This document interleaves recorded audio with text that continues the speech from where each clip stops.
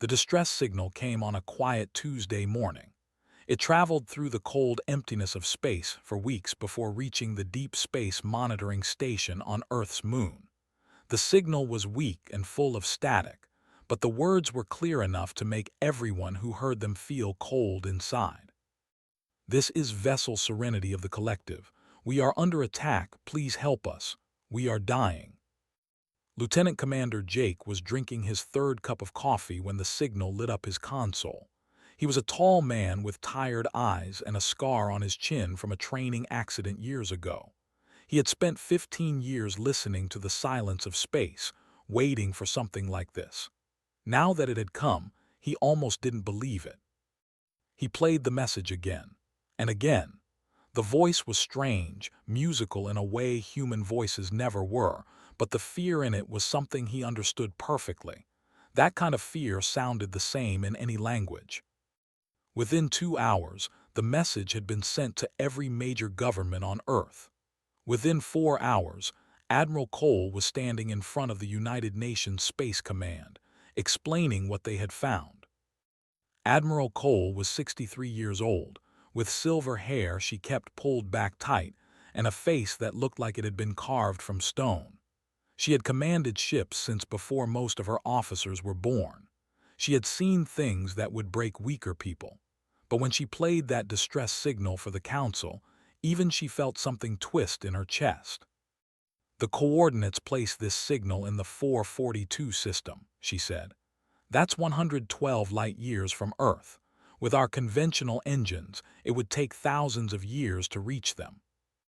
A murmur went through the room. Everyone knew what she was going to say next. But we have the fold drive. The fold drive was humanity's greatest secret. It could bend space itself, allowing a ship to cross impossible distances in the blink of an eye. Only a handful of vessels had been equipped with it, and none of them had ever been used for anything more than testing. Using it now would reveal to the entire galaxy that humanity had technology far beyond what anyone suspected. If we go, Admiral Cole continued, we show our hand. Every species out there will know what we can do. Some will fear us. Some will want to destroy us before we become a threat. There's no going back from this decision. The debate lasted 4 hours. Some argued for caution. Others argued that revealing the fold drive would make Earth a target. But then someone pulled an image from the distress beacon's data packet and put it on the main screen. Bodies floating in space, dozens of them. They were thin and pale with delicate features and skin the color of lavender. Their eyes were still open, frozen in expressions of pure terror. Some of them were very small, children. The room went silent. Admiral Cole looked at the image for a long moment. Then she turned to face the council. I'm taking the ironclad, she said. Anyone who wants to stop me can try. No one tried. The UES Ironclad was the most powerful warship humanity had ever built. She was 800 meters long, covered in armor thick enough to stop asteroid impacts, and armed with weapons that could crack moons. Her crew of 2,400 men and women had trained for years for a mission like this. Most of them had never actually believed it would happen. Jake stood on the bridge as the ship prepared to launch. He had requested a transfer to the ironclad the moment he heard they were going. His commanding officer had tried to talk him out of it, but Jake had been stubborn. He had heard that voice crying out for help. He couldn't just sit at his console and do nothing. All stations report ready, announced Lieutenant Price from the tactical console. She was young, barely 30, but she had the best reflexes of anyone on the crew. Her fingers were already hovering over the weapons controls, ready for whatever they might find.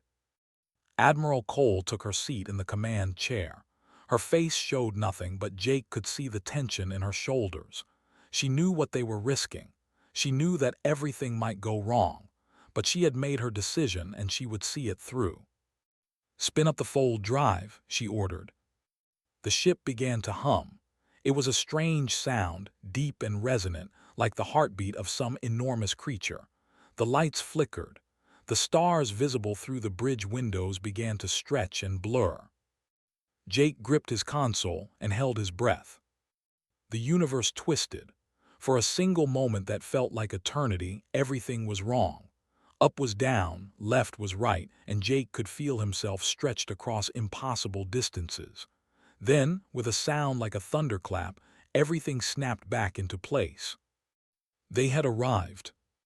The 442 system spread out before them, a yellow sun surrounded by rocky planets and drifting asteroids. But Jake barely noticed any of that. His eyes were fixed on what was happening near the fourth planet.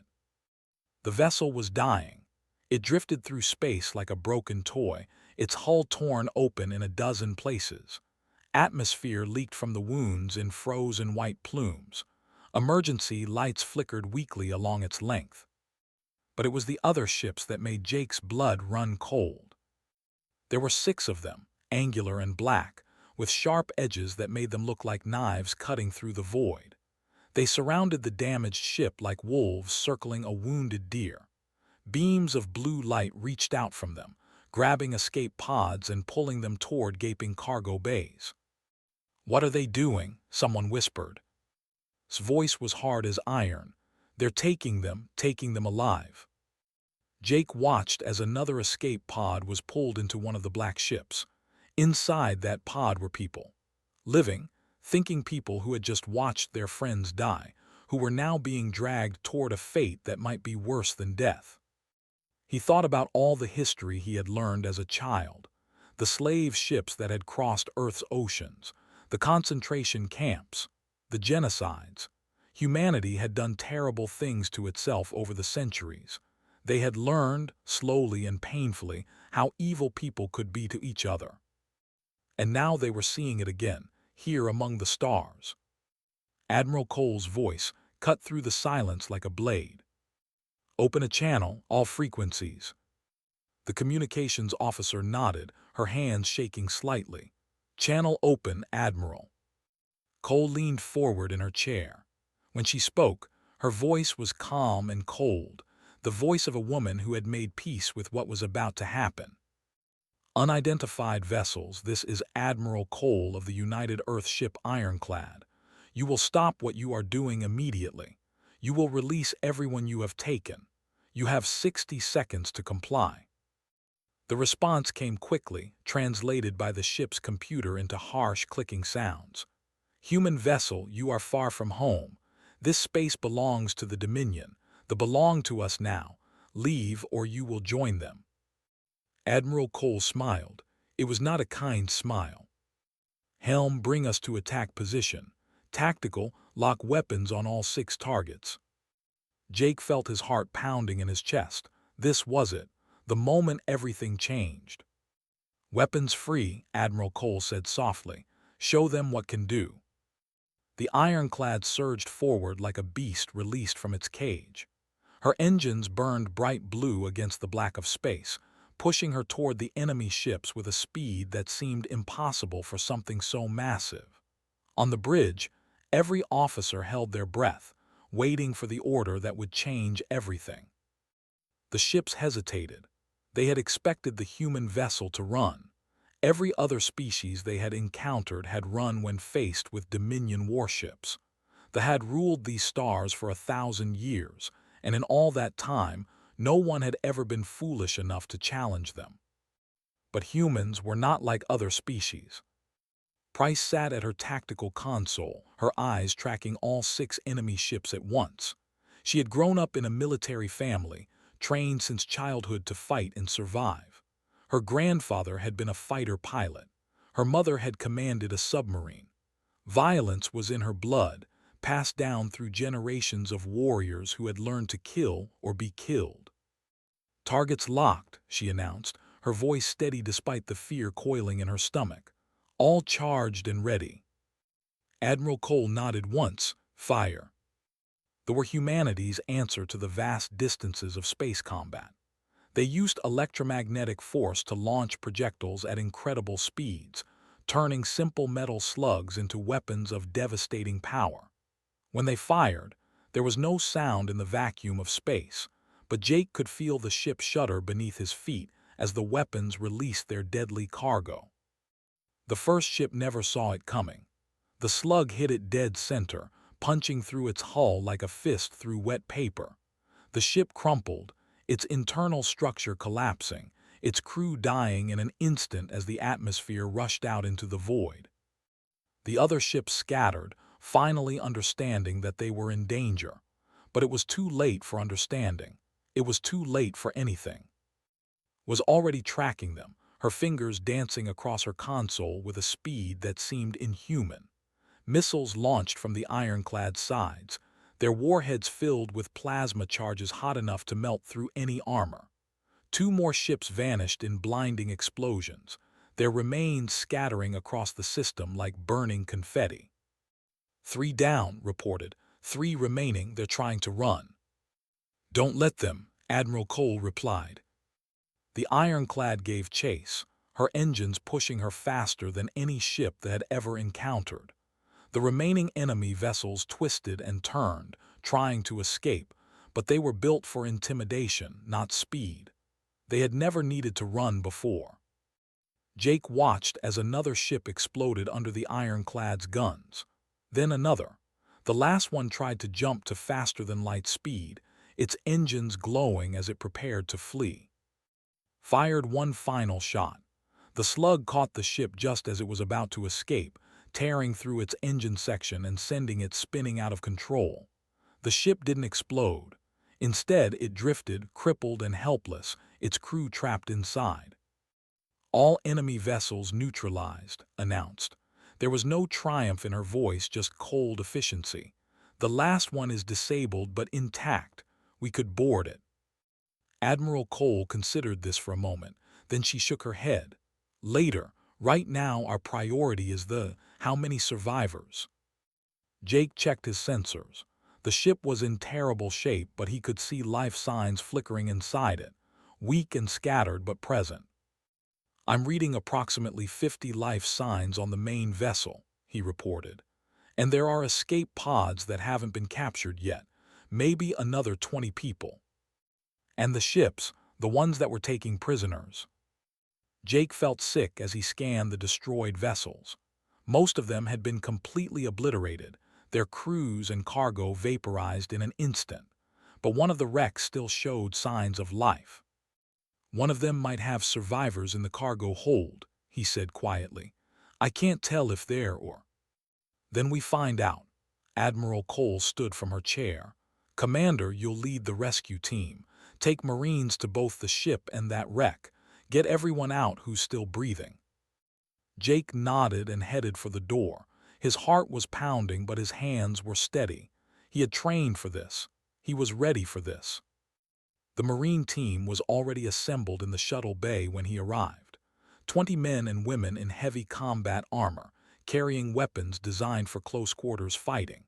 Their leader was Sergeant Carlos Martinez, a stocky man with a shaved head and a jagged scar across his throat.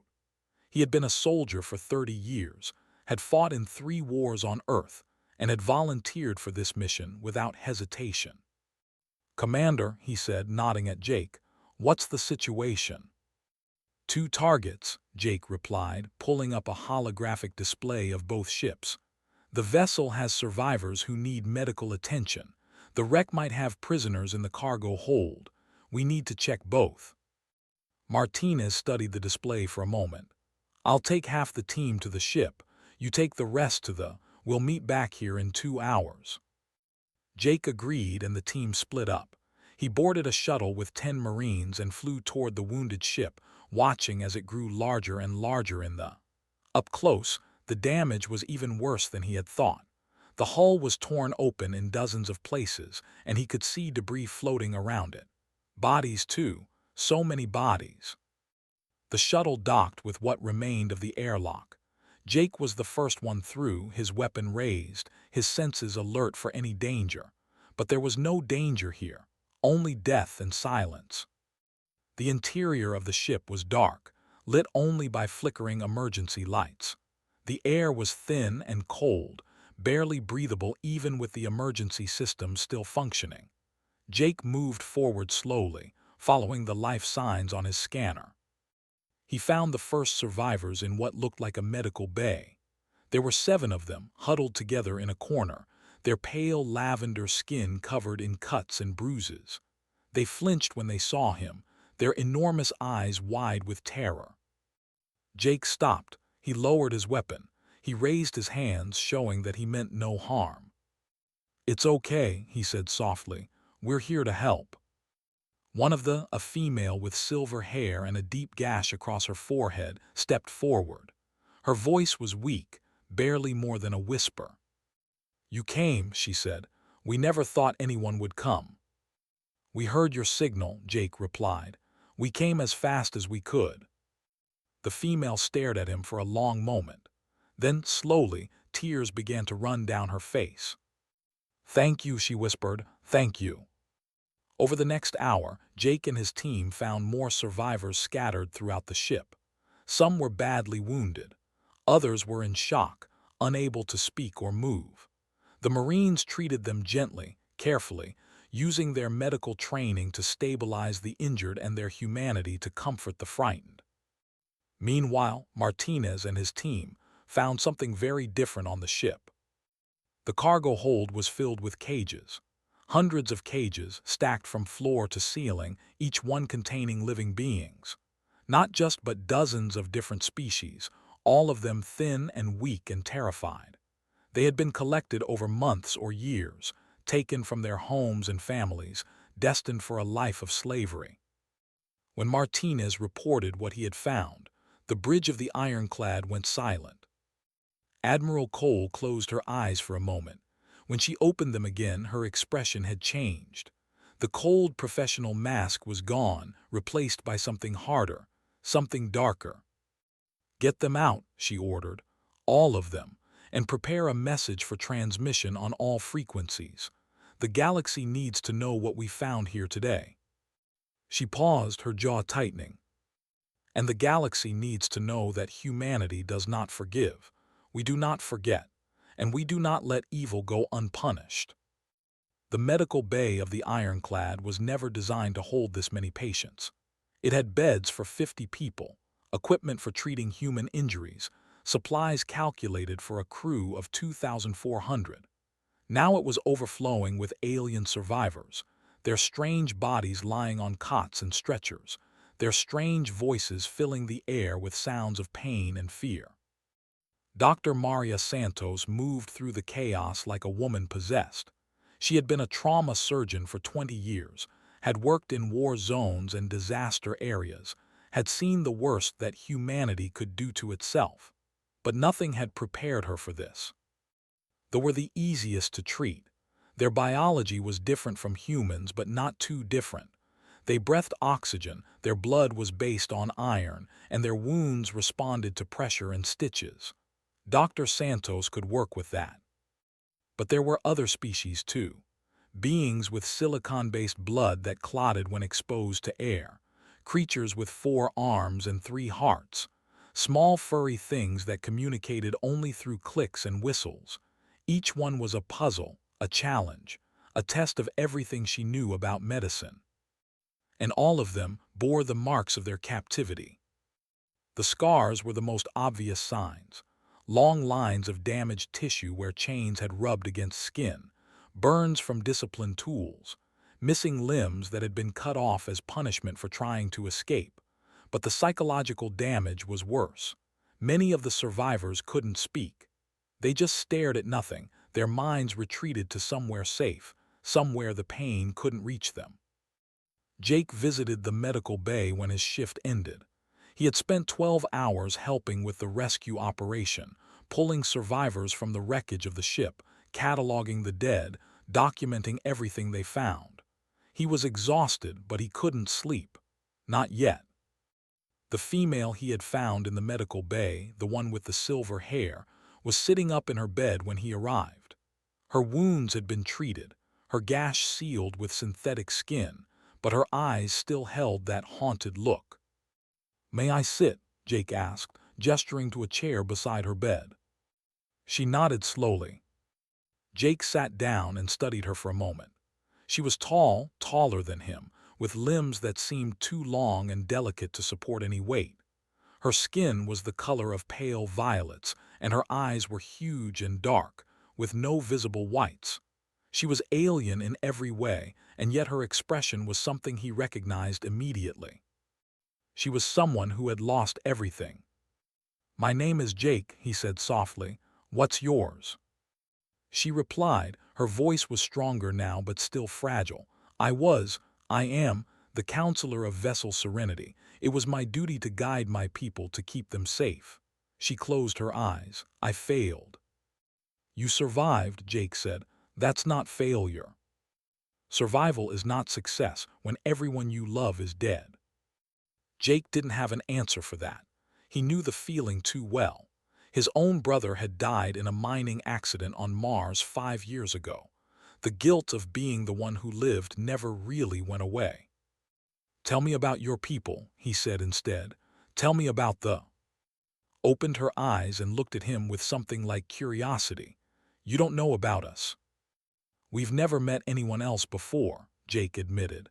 "You're our first contact with another species." For a moment just stared at him. Then she let out a sound that might have been a laugh, though it held no joy. "How strange," she said. "Though taking their first steps into the galaxy and they stumble upon us." She shook her head slowly. "The universe has a cruel sense of humor. That is what others call your kind. Humans, the species from the poison world," tilted her head, studying him. "Your planet is famous among the stars, though your people are not.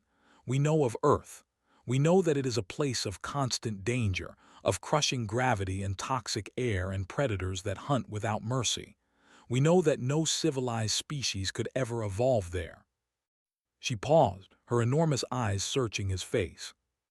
"And yet here you are, alive, thriving, building ships that can cross the stars and weapons that can destroy vessels like they were nothing." A note of wonder crept into her voice. "What are you?" Jake considered the question. What were humans? They were contradictions, creatures capable of immense cruelty and incredible kindness, builders and destroyers, healers and killers. They had nearly wiped themselves out a dozen times with their wars and their weapons, and yet they kept going, kept struggling, kept reaching for something better. "We're stubborn," he said finally. "That's the only answer I've got. We're really, really stubborn." Smiled at that. It was a small smile, barely visible, but it was real. "They have ruled these sectors for 1,000 years," she said. "They take what they want and no one stops them. They were once a proud people, explorers and scientists and poets. Now we are cargo, resources to be harvested and sold." Her smile faded. "When they attacked our ship, we sent that distress signal knowing no one would answer. They have made sure that everyone knows the price of interfering with their business. No one is foolish enough to challenge them." "We didn't know any of that," Jake said. "We just heard people asking for help. And you came. You crossed 100 light years to rescue strangers you had never met." Shook her head in disbelief. "The galaxy is going to be very confused by you, Jake. You don't fit into any category we understand." Before Jake could respond, the medical bay doors opened and Admiral Cole walked in. She moved through the rows of patients, stopping occasionally to speak with the doctors or check on the wounded. When she reached bed, she paused. "Counselor," she said, her voice formal but not unkind. "I'm Admiral Cole, commander of this vessel. I wanted to check on you personally." Straightened slightly, trying to regain some of her dignity. "Admiral, I must thank you for what you have done. My people owe you a debt we can never repay." "You don't owe us anything," Admiral Cole replied. "We did what anyone should do. We helped people who needed help. But no one else would have. No one else has ever tried." Admiral Cole's expression hardened. "Then we need to have a conversation about that. About what they've been doing out here while the rest of the galaxy looked away." Nodded slowly. "I will tell you everything I know. The Dominion's territories, their fleet strength, their slave routes, all of it." "Why?" Jake asked, suddenly curious. "I mean, I'm glad you're willing to help, but why trust us? You just met us. Looked at him with those enormous dark eyes. Because you came when no one else would. Because you fought when everyone else runs. Because when my people screamed into the void begging for salvation, you were the ones who answered. She reached out and took Jake's hand in her own. Her fingers were cool and smooth, utterly alien, and yet her grip was strong. You are, she said softly, and I think the galaxy is about to learn why that name is something to be feared. Admiral Cole exchanged a look with Jake. They were both thinking the same thing. They weren't going to accept this defeat quietly. They would retaliate. They would send more ships, more soldiers, more weapons. And humanity would be ready for them. Get some rest, counselor, Admiral Cole said gently. We have a lot of work to do, and I have a feeling we're going to need your help before this is over. Nodded and released Jake's hand. But as the Admiral walked away, she called out one last question. Admiral Cole, what happens now? Cole stopped and looked back over her shoulder. Her expression was calm, but her eyes burned with something that made Jake's spine tingle. Now, she said, now we teach the what happens when they pick a fight with. The Dominion learned of their defeat within days. News traveled fast through the slave networks, whispered from cell to cell, spreading hope like a disease through the hearts of the oppressed. 6 Dominion warships, destroyed by a single vessel from an unknown species. It was impossible. It was unthinkable. It was unacceptable. Supreme Overlord Vex received the news in his throne room on the Dominion. He was massive even by standards, his chitinous body covered in ceremonial armor that gleamed under the red lights of his palace. His mandibles clicked together in rage as his advisors explained what had happened. One ship, he hissed. One ship destroyed 6 of our hunters. How is this possible? The humans used weapons we have never seen before, replied his military commander, a veteran named. Projectile launchers that fire at incredible speeds. Explosive devices that burn hotter than plasma torches. Their technology is advanced. Humans? Vex spat the word like a curse. I thought they were still confined to their poison planet, playing with primitive rockets. They were, until recently. Our intelligence suggests they have developed a new form of faster-than-light travel. They crossed 112 light-years in moments. Vex's eyes narrowed. This was worse than a simple defeat. This was a threat to everything the Dominion had built over the past 1,000 years. If word spread that they could be beaten, that their ships could be destroyed, their slaves might start to believe that freedom was possible. And belief was the most dangerous thing of all. Assemble the fleet, Vex commanded. 40 ships, our best captains, our most experienced crews. We will go to this system and show these humans what happens to those who defy the Dominion. His advisors exchanged nervous glances. 40 ships was a significant commitment, nearly half of the Dominion's active military force.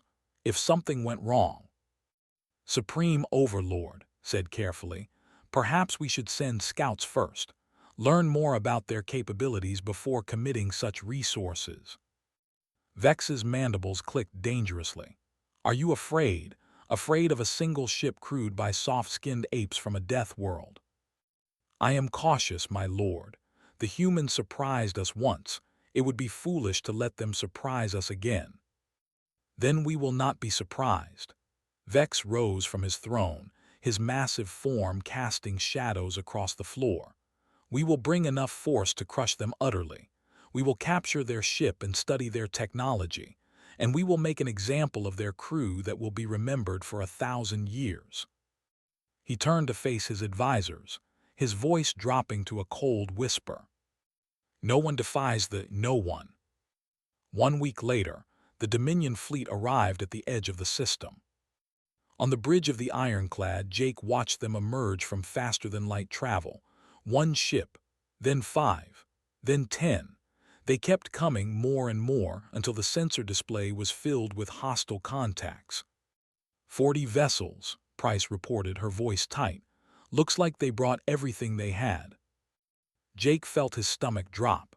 The ironclad was powerful, but she wasn't invincible. Against 40 enemy ships, even their advanced weapons wouldn't be enough. They would be overwhelmed, swarmed, destroyed. Admiral Cole stood at the center of the bridge, her hands clasped behind her back, her expression unreadable. She had known this moment was coming. She had prepared for it. "Open a channel," she ordered. "Let's hear what they have to say." The main flickered, and Overlord Vex appeared. He was even more terrifying than Jake had imagined, a mountain of chitin and muscle and barely contained violence. "Human vessel," Vex said, his translated voice dripping with contempt. "You have committed crimes against the Dominion. You have destroyed our ships. You have stolen our property. You have interfered in matters that do not concern you." He leaned forward, his compound eyes gleaming. "Surrender your crew for processing and your deaths will be swift. Resist and we will hunt your species to extinction. We will we will burn your cities. We will take your children and sell them to the lowest bidder. This is your only warning." Admiral Cole smiled. It was the same cold smile Jake had seen before the first battle, the smile of a predator about to strike. "Overlord Vex," she said calmly, "I have a counteroffer. Withdraw your fleet from this system. Release all slaves currently held in Dominion space. Surrender yourself for war crimes prosecution. Do this, and humanity will show mercy." Vex laughed. It was a horrible sound, clicking and grinding. "You are one ship human, one ship against 40. Your arrogance is amusing, but it will not save you."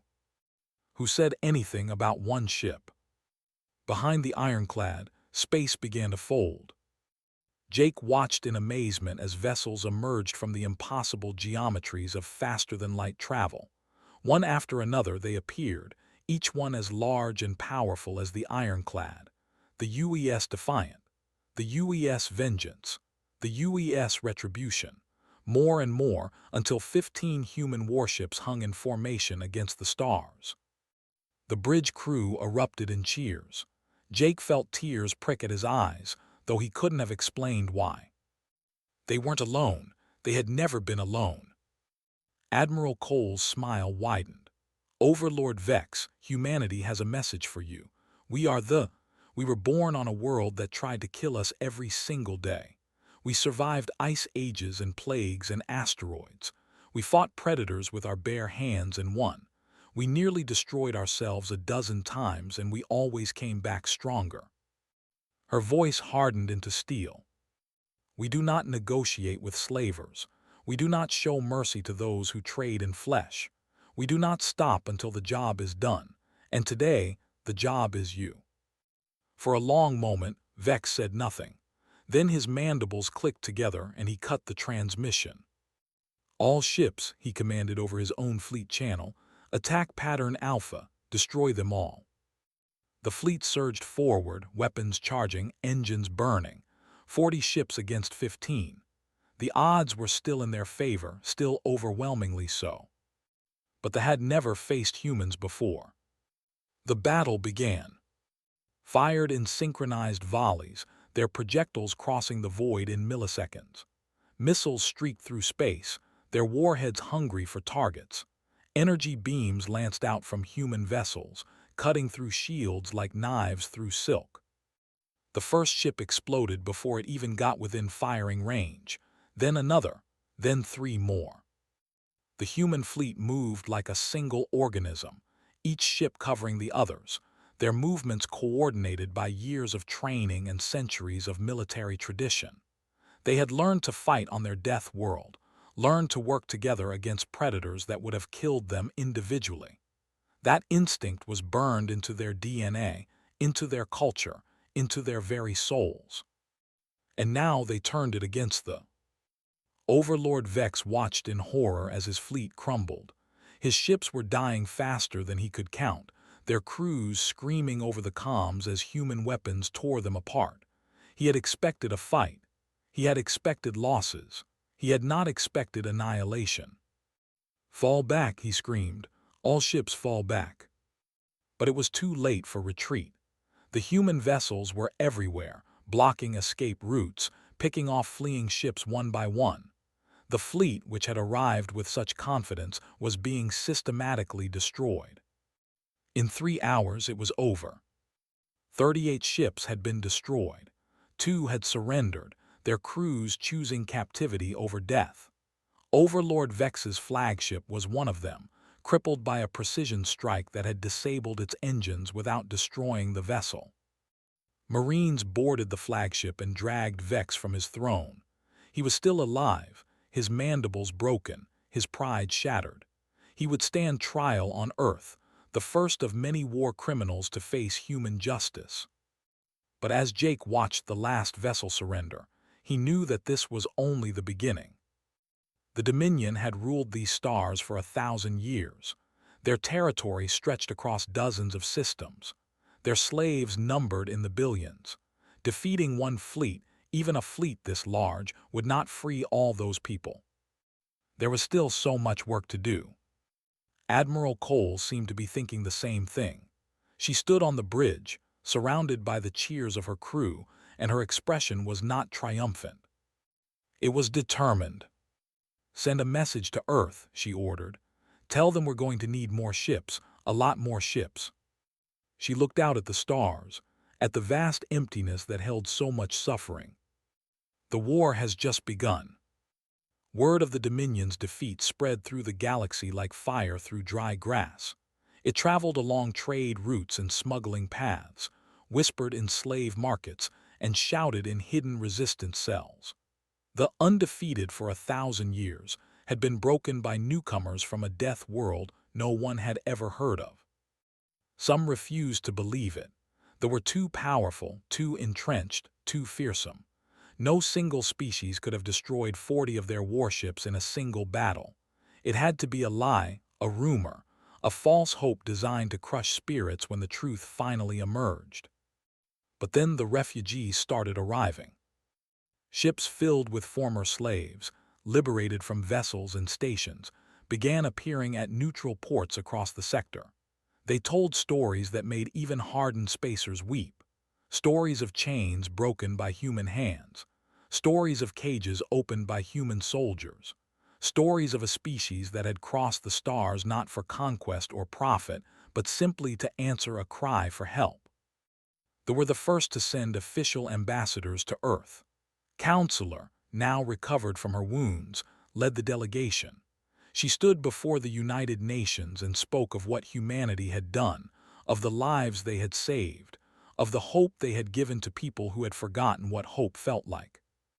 "We came to you broken," she said, her musical voice filling the assembly hall. "We had lost everything, our ship, our people, our future. We sent a signal into the darkness, never believing anyone would answer. And you came.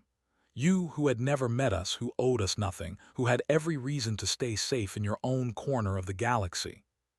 She paused, her enormous eyes sweeping across the gathered delegates. "There is a word in our language that has no direct translation in yours. It means something like unexpected savior or hope from the void. We have not used this word in generations because we had stopped believing such things were possible, but now we use it again. We use it when we speak of you." Her voice dropped to barely more than a whisper. "You are and we are forever grateful." Other species followed. The aquatic beings who had lost 3 generations to slave ships. The engineers who had been forced to build weapons for their own oppressors. The dozens of civilizations that had lived in fear for longer than human recorded history. They all wanted the same thing: alliance with humanity, protection from the remnants of the Dominion, a chance to rebuild what had been taken from them. But not everyone welcomed humanity's arrival on the galactic stage. Some species watched with concern. If humans could destroy the so easily, what was to stop them from becoming the next oppressors? They were violent by nature, forged in a crucible of constant danger. How long before they turned that violence against the rest of the galaxy? Admiral Cole addressed these fears in a speech broadcast across every known frequency, translated into 1,000 languages. "We did not come to the stars seeking conquest," she said, standing at a podium on the steps of the United Nations building. Behind her, the flags of every nation on Earth fluttered in the wind. "We came seeking connection, seeking knowledge, seeking a place among the civilizations of the galaxy. What we found instead was suffering. What we found was evil." Her voice hardened. "Humanity knows evil. We have committed it ourselves in our darkest hours. We have enslaved our own kind, waged genocidal wars, destroyed ecosystems and cultures and futures. We carry that shame with us always. It is written into our history, carved into our monuments, taught to every child so that they will never forget." She looked directly into the camera, her eyes burning with intensity. "But we also learned. We learned that evil must be opposed, even at great cost. We learned that the helpless must be protected, even by those who once caused harm. We learned that redemption is possible, but only through action." She straightened, her voice rising. "We will not conquer you. We will not enslave you. We will not repeat the sins of our past or the sins of the... What we will do is stand beside you. We will defend those who cannot defend themselves. We will hunt those who prey upon the innocent. And we will build something better than what came before." The months that followed were chaotic and difficult.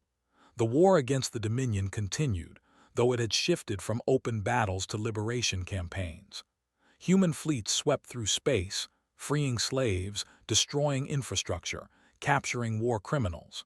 The Dominion crumbled piece by piece, its thousand-year empire collapsing under the weight of its own cruelty. Jake was there for much of it.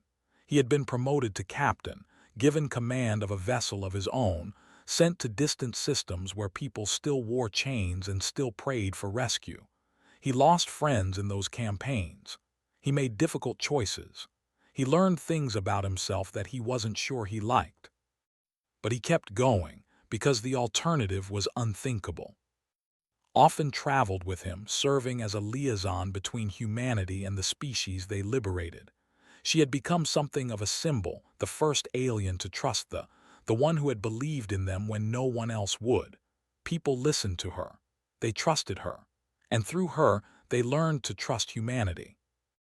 "Do you ever regret it?" she asked Jake one evening as they stood on the observation deck of his ship, watching a liberated planet turn slowly below them. "Answering our call, your people have sacrificed so much." Jake thought about the question. He thought about the friends he had lost, the horrors he had witnessed, the weight that never seemed to leave his shoulders. He thought about the children he had freed from cages, the families he had reunited, the hope he had seen bloom in eyes that had forgotten how to feel it. "No," he said finally. "Some signals are meant to be answered, some fights are meant to be fought, and some promises are meant to be kept." Years later, on a small moon in the system, a memorial was built.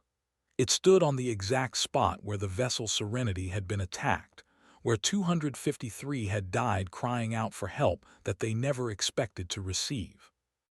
The memorial was simple, a tall spire of white stone, surrounded by a garden filled with plants from every species humanity had helped liberate. At the base of the spire, inscribed in every language humanity knew, were 4 words. "Never again, we promise."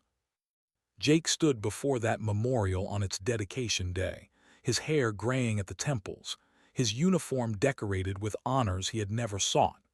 Beside him stood, her hand resting gently on his arm. Around them, representatives from 100 species had gathered to remember the fallen and celebrate the living. "The galaxy is different now," said softly. "Because of you, because of your stubborn, impossible, beautiful species." Jake looked out at the crowd, at the faces of beings he never could have imagined meeting when he was a young officer listening to the silence of space. They had come so far, they had done so much, and there was still so much more to do. "We're just getting started," he said. Smiled and squeezed his arm. "I know, that's what terrifies everyone." Jake laughed, a genuine laugh, the first one he had felt in months. "Good. They should be a little terrified, keeps them honest." He looked up at the spire, at the names carved into its surface, at the promise inscribed at its base. He thought about the signal that had started everything, the voice crying out into the void, begging for someone to care. Humanity had cared, humanity had come, and the galaxy would never be the same. "That's what do," he said quietly. "We hear you, we answer, and we never ever give up." The end.